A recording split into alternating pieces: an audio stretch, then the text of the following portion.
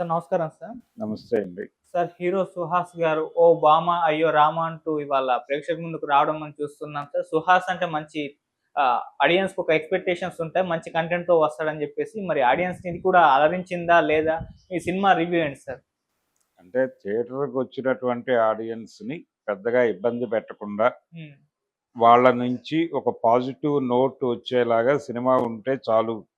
అంతకు మించి థియేట్రికల్ రిలీజుల మీద ఏదో సాధించేస్తాం అనేటువంటి భ్రమలు తొలగిపోయినటువంటి సందర్భంలో అంటే థియేటర్ నుంచి ఒక పాజిటివ్ ఒపీనియన్ వస్తే ఓటీటీలో ఒక ప్లేస్‌మెంట్ దొరుకుతుంది. ఒక ప్రాపర్ ప్లేస్‌మెంట్.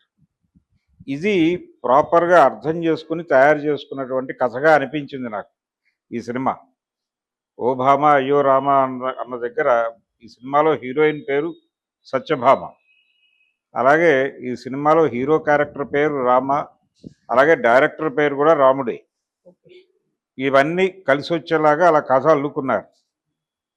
ప్రతి సన్నివేశాన్ని క్యూరియస్‌గా ఉండేలాగా, ఎంగేజింగ్‌గా ఉండేలాగా ప్రేక్షకులకి ఒక సర్ప్రైజింగ్ ఎలిమెంట్ ఏదో ఇస్తున్నట్టుగా ఉండేందుకు ప్రయత్నం చేశాడు. అలా డిజైన్ చేసుకుంటూ వెళ్ళాడాయన డైరెక్టర్. కష్టపడ్డాడు.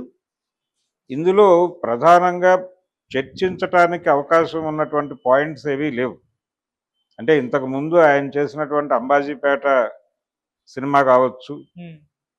అలాగే అంతకు ముందు వచ్చినటువంటి 'కలర్ ఫోటో' కావచ్చు, దానికి ఒక సెంట్రల్ పాయింట్ ఒకటి ఉంది.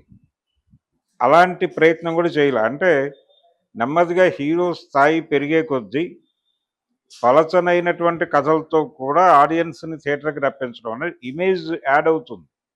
ఇప్పుడు 'కలర్ ఫోటో' టైంకి ఇమేజ్ లేదు ఆయన.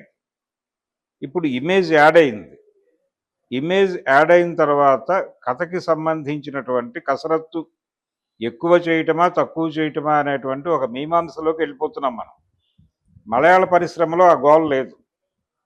వాళ్ళు ఆ క్యారెక్టర్కి ఎవరు అవసరమో వాళ్ళతో ఆ సినిమా చేస్తారు.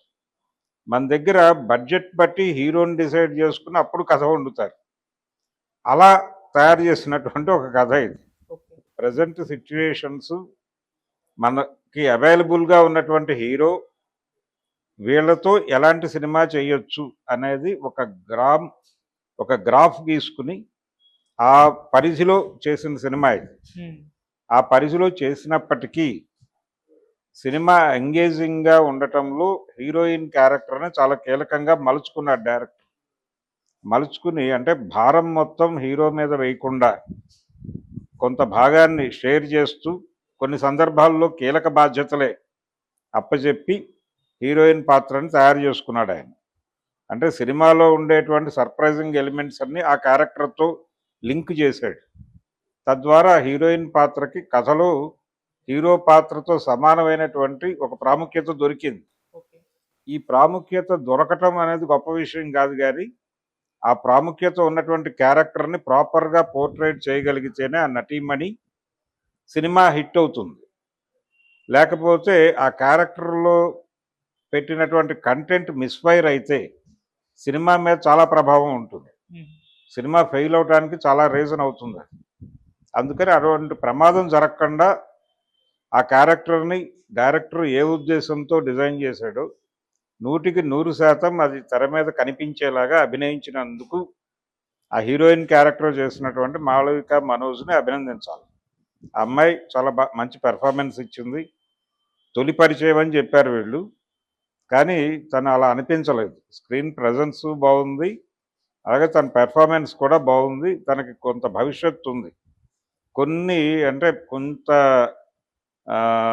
ఈ చిలిపిగా ఉండేటువంటి క్యారెక్టర్లు, ఇలాంటి పాత్రలు కొన్ని చేయగలదు తను. సో తనకి కెరియర్ ఉంది. తెలుగు సినిమా రంగంలో కొద్ది రోజులు కనిపించే ఛాన్స్ ఉంది అమ్మాయికి అనిపించేంత పెర్ఫార్మెన్స్ అయితే చేయగలిగింది. ఓకే. అది తన సక్సెస్ కూడా ఉంది. ఈ సినిమాకు వస్తున్న పాజిటివ్ ఒపీనియన్లో తన షేర్ కూడా కలదు. ఇలా వీళ్ళందరూ కష్టపడి ఇలా అల్లుకున్నటువంటి కథ ఇది. దీనిలో 2-3 సీరియస్ ఎలిమెంట్స్ కూడా ఉన్నాయి. అంటే పేరెంటింగ్లో ఉన్నటువంటి గందరగోళాలు, హ్మ్. అలాగే కంపానియన్షిప్లో ఉన్నటువంటి గందరగోళాలు, పెళ్ళిళ్ళలో ఉన్నటువంటి గందరగోళాలు, కుల సమస్య, ఇవన్నీ కూడా చర్చించారు. కానీ వాటన్నిటినీ ప్రాధాన్యత ఇచ్చి మాట్లాడకుండా ఒక లేయర్లో నడుపుకుంటూ వెళ్ళిపోయాడు. అంటే కొంచెం ఇందులో ఒక డెప్త్ ఉన్నటువంటి కథ కూడా ఉంది అని ఆడియన్స్ కనిపించడం కోసం చేసుకున్నటువంటి ఏర్పాటు అది. అందుకోసం ఆ ఎలిమెంట్స్ అన్నీ కలుపుకున్నాడు కథలో. అలా కలుపుకుంటూ ఆ లైన్లో రాసుకున్నటువంటి కథలో అలీతో ఒక కీలక పాత్ర పోషింపజేశారు ఇందులో. అలీ చాలా కాలం తర్వాత ఒక సీరియస్ రోల్ బాగా చేశాడు. సీరియస్ రోలు దానిలో కొంచెం అక్కడక్కడ కామెడీ టచ్ చేసుకుంటూ తనదైన పద్ధతిలోకి ఆ క్యారెక్టర్ని తీసుకెళ్ళి నడిపాడు ఆయన. ఈ సినిమా బాగుండటం, ఒక పాజిటివ్ ఒపీనియన్ రావడంలో అలీ క్యారెక్టర్ అది చూపించిన ప్రభావం కూడా ఉంది. ఓకే. మేనమావ పాత్రలో కనిపిస్తాడు. అలాగే హీరో మదర్ క్యారెక్టర్ చేసినటువంటి పాత మన నువ్వు నేను ఈ సినిమాల్లో నటించినటువంటి హీరోయిన్ అనిత కూడా కనిపించింది.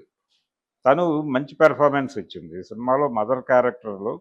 అలాగే పెళ్లి విషయంలో మోసపోయినటువంటి ఒక అమ్మాయిగా కూడా ఒక మంచి పెర్ఫార్మెన్స్ ఇచ్చింది. అలాగే ఆత్మగౌరవం కోసం భర్తని అలా తృణప్రాయంగా పక్కకి గెంటేసి బయటకు వచ్చేసినటువంటి ఒక ఇండిపెండెంట్ ఉమెన్గా కూడా ఆ అమ్మాయి ఆ క్యారెక్టర్ని బాగా నిలబెట్టింది.